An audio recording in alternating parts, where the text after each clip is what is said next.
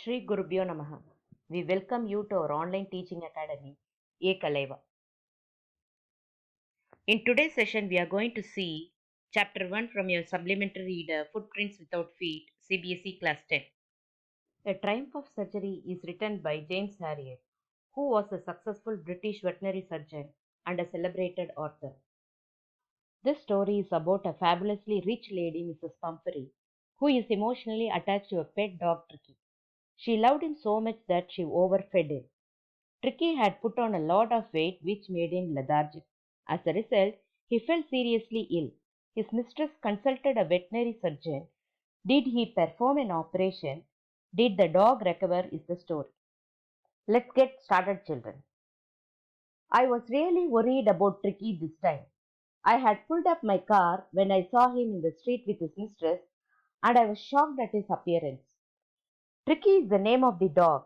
The author James Harriet says that he was really worried about Tricky. When he saw him with his mistress in the street, Doctor stopped the car. He was upset to see the appearance of Tricky. He had become hugely fat, like a bloated sausage, with a leg at each corner. His eyes bloodshot and roomy, stared straight ahead, and his tongue lolled from his jaws. He had become very fat. He looked like a swollen sausage. One could see a leg at each corner of his huge body. His eyes were red and watery. He was looking in front of him. His tongue was hanging out of his mouth. Mrs. Pumphrey hastened to explain. He was so listless, Mr. Harriet. He seemed to have no energy. Mrs. Pumphrey is owner of Tricky. Mr. Harriet is a veterinary doctor. Mrs. Pumphrey quickly explained to Mr. Harriet that Tricky had become lazy. He does not have any energy. I thought he must be suffering from malnutrition. So I have been giving him some little extras between meals to build him up. Some malt and cod liver oil and a bowl of Horlicks at night to make him sleep. Nothing much really. Mrs. Pumphrey thought that Tricky was suffering because of unhealthy diet. So she had started feeding him something extras between his meals. She did this to make him stronger. She gave him some malt cod liver oil during the daytime and a bowl of Horlicks in the night so that he could sleep well, and says that she did not feed him more. And did you cut down on the sweet things as I told you? Oh, I did it for a bit, but he seemed to be so weak I had to relent. He does love cream cakes and chocolate, so I can't bear to refuse him. Mr. Harriet asked if she reduced feeding sweets to Tricky. She replied that she reduced for some time, but he was so weak, so she again started giving him sweets. He likes cream cakes and chocolates, hence, she can't tolerate to refuse him. I looked down again at the little dog. That was the trouble. Tricky's only fault was greed. He had never been known to refuse food. He would tackle a meal at any hour of the day or night. Doctor looked at the small dog again. Now, Doctor understood the problem. The fault of Tricky was that he was very greedy. He had never refused to take food. He would eat any time of day or night. And I wondered about all the things Mrs. Pumphrey hadn't mentioned. Are you giving him plenty of exercise? Doctor tried to imagine many things that Mrs. Pumphrey had not told him. Doctor asked her if she was exercising her dog a lot. Well, he has his little walks with me, as you can see. But Hodgins, the gardener, has been down with lumbago, so there has been no ring throwing lately. She replied that the dog used to walk along with her. Her gardener Hodgins was suffering from back pain, so the game of ring throw has not been played these days. I tried to sound severe. Now I really mean this. If you don't cut his food right down and give him more exercise, he is going to be really ill. You must harden your heart and keep him on a very strict diet. Now the doctor spoke with strictness. If she doesn't immediately reduce his food and increase his exercise, he will certainly become ill. She must be less sympathetic to her dog and must follow a strict diet. Mrs. Pumphrey wrung her hands. Oh, I will, Mr. Harriet. I'm sure you are right, but it is so difficult, so very difficult. She sets off, head down, along the road as if determined to put the new regime into practice immediately. Mrs. Pumphrey pressed her hands together and said, she will surely do it. She said that Dr. Harriet was right, but it was very difficult to feed less too tricky. She started walking on the road. Her head was down. It looked she was determined to follow the new arrangements immediately. I watched their progress with growing concern. With increasing worry, Doctor watched them walk. Tricky was tottering along in his little tweed coat. He had a whole wardrobe of these coats for the cold weather and a raincoat for the wet days. Tricky was walking with difficulty. He was wearing a tweed coat. His wardrobe was full of coats, coats for cold weather and a raincoat for rainy days. He struggled on, drooping in his harness.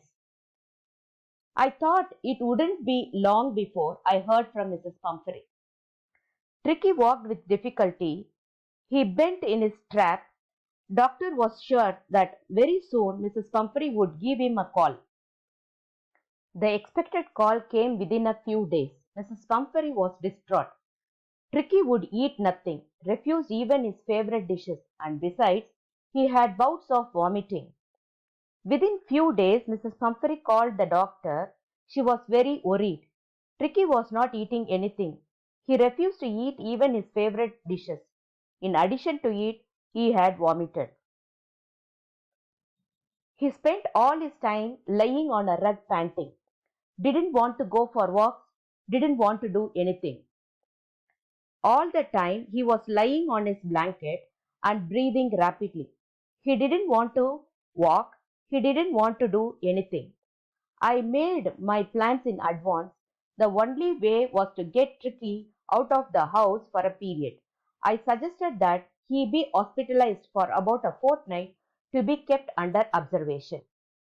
Doctor had planned his answer in advance. Doctor was sure that Tricky had to be taken out of that house. That was the only way to treat him. Doctor suggested Mrs. Pumphrey to hospitalize Tricky for about 15 days to keep him under observation. The poor lady almost swooned. She was sure he would pine and die if he did not see her every day. The lady almost fainted.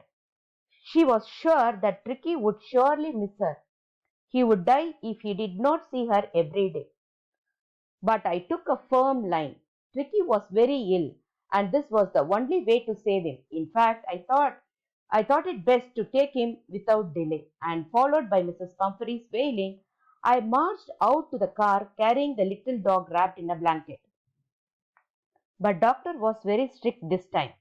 Tricky was very sick. In fact, doctor thought that the best way to save him would be to take him immediately. So doctor carried the little dog which was covered by a blanket and got into his car. Mrs. Pumphrey was weeping loudly. The entire staff was roused and maids rushed in and out bringing his day bed, his night bed, favorite cushions, toys and rubber rings, breakfast bowl, lunch bowl and supper bowl. The entire staff of Mrs. Pumphrey was called. All the maids were running in and out of the house. They brought his day bed, night bed, toys, rubber rings, and separate bowls for breakfast, lunch, and dinner. Realizing that my car would never hold all the stuff, I started to drive away. As I moved off, Mrs. Pumphrey, with despairing cry, threw an armful of little coats through the window. Doctor understood that his car will not be able to carry all those things, so he started the car and began to move. Mrs. Pumphrey started crying because her hope of giving all these things were not getting fulfilled. She threw some coats into the car through the window.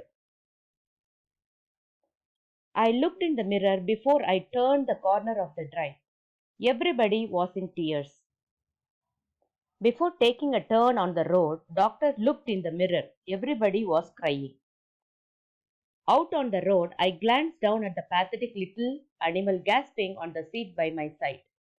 When James Harriet reached the main road, doctor looked at the pitiful little dog who was puffing. He was sitting on the seat near him. I patted the head and Tricky made a brave effort to wag his tail. Poor old lad, I said. You haven't a kick in you, but I think I know a cure for you. Doctor touched his head. Tricky made a great effort to wag his tail. He was so tired that wagging of tail was a great job for him. Doctor told Tricky that he was not active, but he has a remedy for Tricky. We will see the remaining story in the next video, children. Do subscribe our YouTube channel for further updates. Thank you, children.